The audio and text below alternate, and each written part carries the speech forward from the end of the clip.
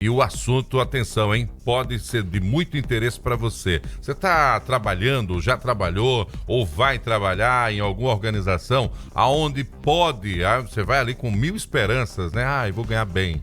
Ai, vou ter um status, né, na minha profissão. Vou trabalhar no que eu me formei. Aí, de repente, o ambiente da organização não é o melhor, tá certo? E acaba lhe prejudicando. Então, hoje o tema é bem polêmico. Saiba quais mudanças contribuirão para a saúde mental dentro do ambiente dos negócios, né? Fabiano, quando a gente falava aqui nos bastidores, a gente até criou uma criação, fez aqui uma situação fictícia para você. Você já imaginou? Convivemos em 3, acordamos todos os dias às 4 horas da manhã, e se ninguém aqui tolerasse um ao outro, e para completar, tivéssemos uma liderança que, ao invés de contribuir, nos afetasse também. E aí? Como lidar com uma situação dessa? O público ia perceber, né? Bom dia. Bom dia, Fabiano. Bom dia, gente. Muito obrigado. Bom dia, agora bom dia valendo. Muito obrigado. Na verdade, de fato, tem muitos colaboradores, muitos funcionários que trabalham em empresas e não estão felizes. Um dos grandes aspectos que a gente tem que observar é exatamente o posicionamento da empresa, inicialmente, para atrair esses colaboradores. E aí a gente está falando de cultura organizacional, que muitas vezes as empresas não têm essa percepção, elas não acham que ter uma cultura organizacional estruturada é eficiente, é importante, mas na verdade é a base, é a premissa base de tudo. Porque a cultura organizacional, que a gente fala, é o jeito de ser da empresa, é o DNA da empresa. E se ela está posicionada e publicizada para o mundo, ela vai atrair os talentos, as pessoas certas, aquelas pessoas que se identificam de fato com aquele jeito de ser. Então, no momento em que uma empresa não tem essa cultura definida, ela começa a atrair todo o perfil de colaborador. E aí vai ter aquelas pessoas que vão se identificar e aquelas pessoas que não vão se identificar. E claro, tem outras questões também, que é a cultura organizacional, o posicionamento que não é verdadeiro, que não está alinhado com a liderança. E esse é o grande problema, porque as pessoas começam a se decepcionar, né, e isso começa a impactar ali na saúde mental delas.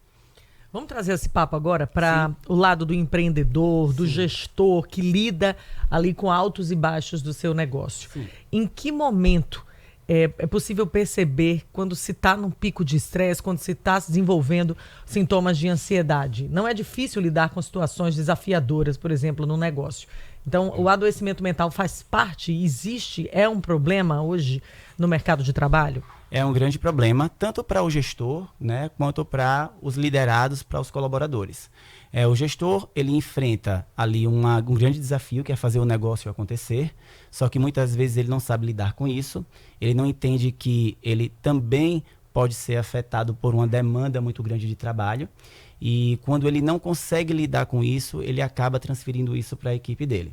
Né? Ou seja, a gente começa a ter uma contaminação geral dentro da empresa. Um efeito dominó. Muitas vezes esse próprio liderado, né, ele é exatamente contaminado pelo líder que começa a criar um exército, né, de pessoas que estão sendo subordinadas, de fato, sem sequer concordar com aquele tipo de decisão, aquele tipo de protocolo. Porque quando a gente fala ali de saúde mental, a gente está falando de clima organizacional, a gente está falando de saúde no geral, a saúde da empresa, ao bem-estar da empresa, né? E isso vai impactar todas as pessoas que estão dentro daquele ecossistema, inclusive o líder, inclusive o gestor.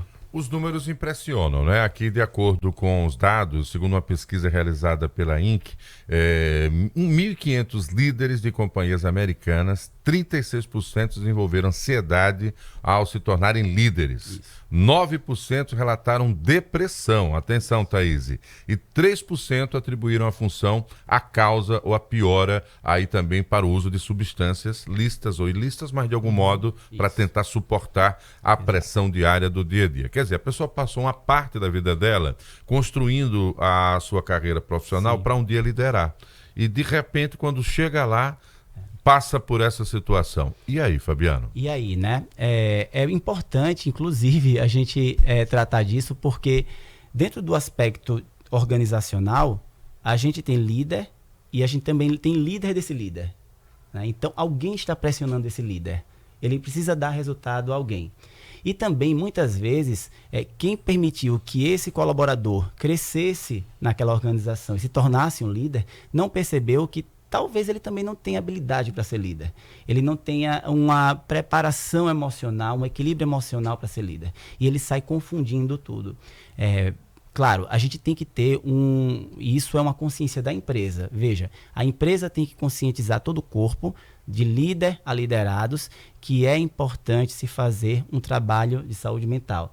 É importante você ter um clima organizacional bacana, mas também é importante você saber o limite do seu trabalho, né? Porque muitas vezes as pessoas realmente não sabem pôr um limite no trabalho. E isso é o que impacta. Eu preciso de mais energia.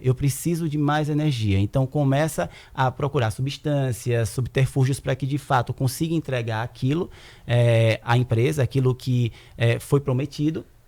Só que, na verdade, ele não vai conseguir entregar de uma forma bacana porque ele está totalmente fora do contexto. Então, gestores muito controladores que gostam de trazer para si todas as atividades e não descentralizar as demandas, estão mais sujeitos ao adoecimento mental. Totalmente. Vou contar para vocês que eu já fui um líder extremamente centralizador. Para vocês terem ideia, eu pedia para os colaboradores, os primeiros, me enviarem, antes de responder o e-mail dos clientes, eu pedia para eles me enviarem um e-mail. Veja, vários e-mails durante o dia, para eu corrigir os e-mails, para que o cliente não recebesse e-mails com problemas ortográficos, semânticos. Então eu passava o dia inteiro trabalhando e corrigindo e-mails. Eu enviava de volta para o colaborador para que ele enviasse para o cliente. Olha o protocolo. E isso, hoje eu vejo, aconteceu há 10, 15 anos atrás, eu vejo o quanto aquilo estava me fazendo mal. Eu precisava descentralizar, quanto estava fazendo mal também e confiar. Que se tem, né? Sabe que você tocou num assunto importantíssimo. As pessoas dizem, não, eu vou confiar e depois eu delego. E na verdade é o contrário, você precisa delegar para saber se você pode confiar. Você tem que ter um controle, claro, do que você vai delegando, para depois entender se você pode confiar ou não. Como é que você vai confiar numa pessoa se você não sabe se ela é capaz de fazer aquilo? E o líder, quando ele é centralizador, ele já pensa que ele precisa primeiro confiar. Então ele não vai confiar nunca, porque ele nunca descentralizou. Muitas vezes por um temor ali da relação com clientes. Exato. E de ter esse retorno negativo por parte da carta de clientes. E é uma engrenagem, gente, porque eu vejo que naquela época eu também mexi com a autoestima das pessoas que trabalhavam comigo, com a autoconfiança, porque afinal de contas, para você responder o e-mail de um cliente, você precisa enviar esse e-mail para o seu gestor, para que ele faça uma correção de um e-mail, para enviar para você novamente, para você entregar ao cliente, significa que esse gestor não acha que você seja capaz de responder sequer um e-mail. Então, hoje eu vejo o quanto isso impactou não só para mim, no caso a mim, quanto também nos meus liderados, naquela época lá, uns 15 anos atrás. E a gente vai aprendendo, né? Mas uma coisa eu falo para vocês, com toda certeza, para que você se transforme em um líder descentralizador, você precisa ter processos, você precisa ser um líder alinhado com a cultura, porque aí você não vai delargar, você vai descentralizar. E isso vai fazer com que a sua equipe, tanto a sua equipe quanto você, tenha um equilíbrio emocional, uma saúde mental para saber que está tudo controlado, que as pessoas estão fazendo dentro de um padrão, que não vai existir tanta variação e tanto risco de erro. Fabiano, eu, por ser mais experiente que a Thaís em termos de vida, né? Mais tempo, né? Cheguei primeiro à Terra. Concordo. Gostou dessa? Cheguei primeiro à Terra. E conheço algumas empresas tradicionais aqui em Alagoas, de família. Eu queria saber se esse problema também é detectado com mais facilidade nas organizações familiares, aquelas que têm aquela tradição ali de serem sucedidas, né, pelos familiares de um modo geral. Normalmente sim, porque organizações que têm bases familiares, elas são extremamente emocionais.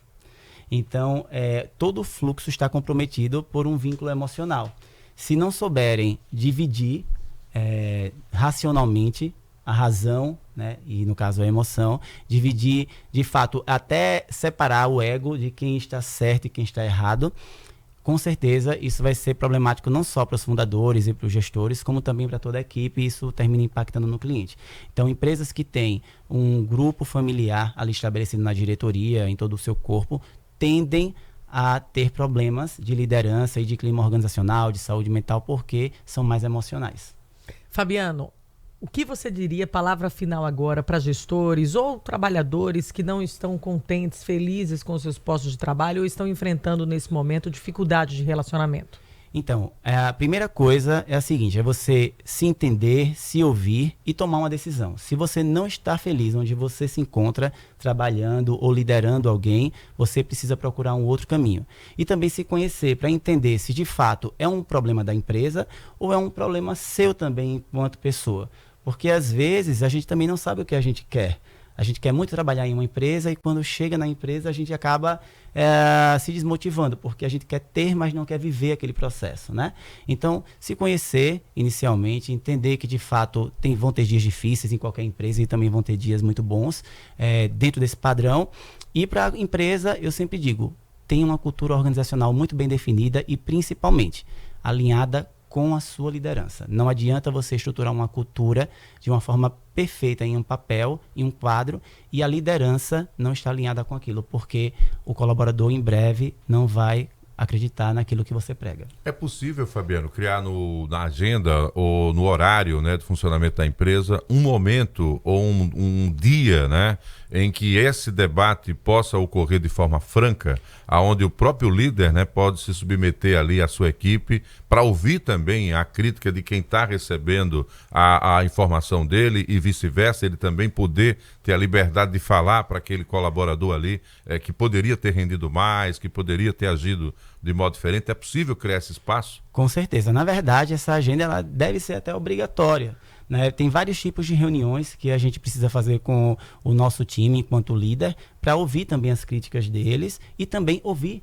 essas pessoas. Então, por exemplo, hoje eu sou líder de outros líderes e eu tenho reuniões agendadas até o final do ano, que são reuniões que a gente chama de one-on-one. Sou eu e um líder só. Então ele se sente menos constrangido em trazer o feedback dele para mim e eu também fico muito aberto para ouvir dele se ele está feliz com a minha empresa, o que é que a minha empresa pode ajudar, né? Como a minha empresa vem ajudando na vida dele. E é muito rico isso, porque as pessoas querem ser ouvidas, elas querem também estar felizes em um ambiente de trabalho. Afinal de contas, elas passam mais tempo no trabalho do que em casa muitas vezes, né? Muito bom, tá? Então, a gente queria despertar essa curiosidade, esse interesse para você, para esse tema tão relevante para que as organizações continuem sobrevivendo. E já que a gente vive numa sociedade onde todo mundo está sendo estimulado também a abrir o próprio negócio, você vai ter que ser um líder, tá? De você mesmo, olha que responsabilidade. Exato. E às vezes é um negócio de família inicial, né?